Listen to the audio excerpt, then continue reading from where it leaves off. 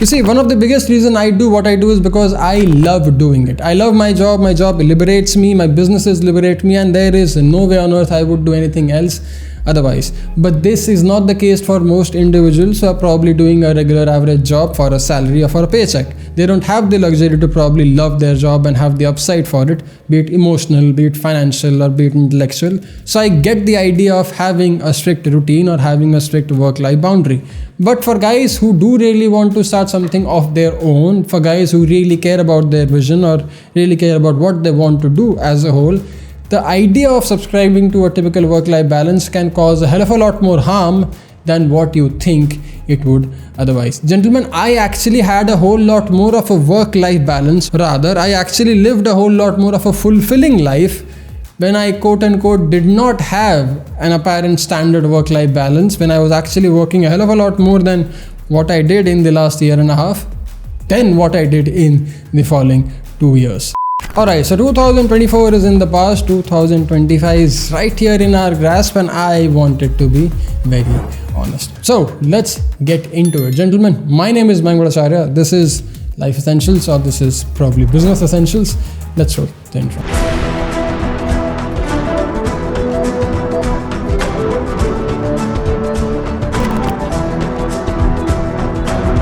So the very first mistake that I probably did into year of 2024 as an entrepreneur was not listening to myself and rather entertaining all the other societal thoughts and standard way of life that I was personally not fit for otherwise. Gentlemen, I forced myself to subscribe to the idea of a typical work-life balance because I actually thought drawing boundaries was a spiritually more fulfilling and holistic way of living. But what I failed to realize was I was not and I am not cut out to be someone who will be forced into an average or a standard work-life style. Now don't get me wrong, I did learn a lot where I was trying to force myself to be a lot more ambitious about life and rather in life. But then this whole work-life balance or the standard of work-life balance which is being taught by the Euro lifestyle vision is not really all that practical or feasible for entrepreneurs or small business owners or startup founders like myself. You see, one of the biggest reason I do what I do is because I love doing it. I love my job liberates me, my businesses liberate me, and there is no way on earth I would do anything else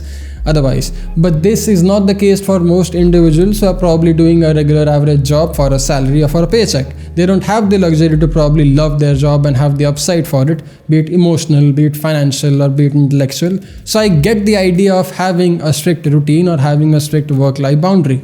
But for guys who do really want to start something of their own, for guys who really care about their vision or really care about what they want to do as a whole, the idea of subscribing to a typical work-life balance can cause a hell of a lot more harm than what you think it would otherwise. Gentlemen, I actually had a whole lot more of a work-life balance. Rather, I actually lived a whole lot more of a fulfilling life when I quote-unquote did not have an apparent standard work-life balance, when I was actually working a hell of a lot more than what I did in the last year and a half, than what I did in the following 2 years. So just because some CEOs say that you only need to work 4 to 5 days a week for 6 to 8 hours does not mean that it is the right way of life for you. It could be for most of them, I'm not denying it, but for me, for my mind, for my personality, for my body type, that was not a thing I should have subscribed to, which in turn made me fail significantly as an entrepreneur, which then further forced me to do a horseshit mistake I could ever do as an entrepreneur in the year 2003 or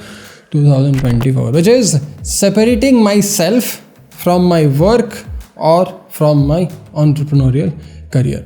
What I mean is I taking up an office which is not my home office, an outside office, a retail office where I would probably go and work my ass out. Again, the personality that I am, the entrepreneur that I am, I need my work with me all the time. But when I forced myself to listen to the societal narratives and listen to all the mental health experts where they were very adamant about the fact that I should have work-life balance, I should have strict boundaries, and there should be a dedicated space and time for work, and that's where you should work and not anywhere and everywhere else. It sounded quite fantastic in the logical brain of mine, but it didn't quite feel right when I tried to actually practically live it. Yes, I need my space, I need my studio, I need my back-end team to sit with me and do all the great things at Timmy Basics, but it does not mean that I can actually separate myself from my work so easily. If you take the work away from me, it's just the same as flying away from a pilot. He'll probably get a whole lot more anxious, a hell of a lot more depressed, and probably even suicidal if he is not flying and grounded all the time. Because gentlemen, for startup founders or for serial entrepreneurs like me, proximity is a very important deal. Proximity to dates or even proximity to work is a very important deal. If I cannot easily commute to the office, and by easy I mean literally walk to my office, then that office is too far for me. And sadly it took me about a year and a half or even 2 bloody years to realize this damn thing. I am a big home office guy, or a guy who probably lives in a very residential / a very business environment, which is something you can find in this place called Hiranandani Powai in Mumbai, which is the kind of ecosystem I potentially thrive in, and which is probably the reason I'll see a lot of entrepreneurs having their houses there and living there, because it is the perfect balance that they would honestly seek. I remember it was 2013 or 2014 when I read this book by Varun Agarwal called How I Braved Anu Aunty and Co-Founded a Multi-Million-Dollar Company. But the funny bit is, on the very last page of that book, he did write about the proximity and the importance of it, especially for an entrepreneur when he's trying to make it as an entrepreneur, or even when he's trying to date anyone else in that proximity. Anything that creates resistance, anything that slows you down from being productive and creative is the worst fucking thing you can subscribe to as an entrepreneur. Please, please, please let me speak. Because I willingly chose to add more resistance to my creativity and my productivity. The entire job of a business is to build a system so that there is minimum resistance, there is minimum friction in getting the work done. Therefore, the only job, or one of the primary jobs of a business owner, a CEO or a founder, is to minimize the resistance in his personal life to get to that damn work. Because lack thereof can lead you to do several other mistakes, which I made as an entrepreneur in the last 2 years, because I was way stuck in the damn resistance. And the moment you start adding more resistance to your life as an entrepreneur or as a small business owner, the moment you start hindering your productivity, the moment you start doubting yourself, the moment you start losing faith in the process, in the system, or in the confidence of entrepreneurship, is the moment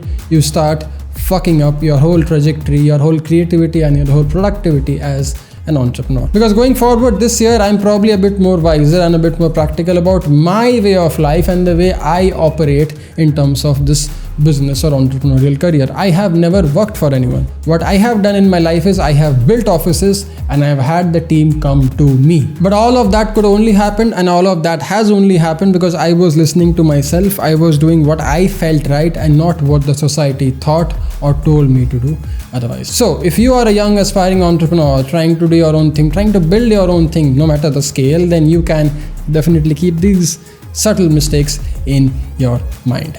Stay home, stay safe, stay sharp, and stay productive, if that is what it takes to build you a multi-billion-dollar dream. And once you do it, once you have the funding, once you can move out to a nicer place, or once you can rent out a beautiful corporate office right near your house, it will be a hell of a lot more easier for you to be in that place 14, 15, 20 hours a day without worrying about the commute, the traffic, or the resistance as we speak. Click the link, fill up the form, and join the small business coaching in case you would want to help my small business, one of my small businesses, which is called Timmy Basics and Calves Grooming. You can definitely do so. It will help you with your confidence. It will help you with your entrepreneurial confidence and image. It will help you with your executive CEO image a hell of a lot more than anything else. Otherwise, go to timmybasics.com, use the code SAFE20, you'll get a 20% off on great classic shirts, formal shirts, very entrepreneurial shirts, t-shirts, and all that there is. You'll get a 25% discount on Calves Grooming's Heads Up, this country's strongest hair wax, at timmybasics.com by using the code SAFE25. For now, I get to work, I do something that I love, and not listen to the society and their narratives otherwise. Jai Hind, take care, bye.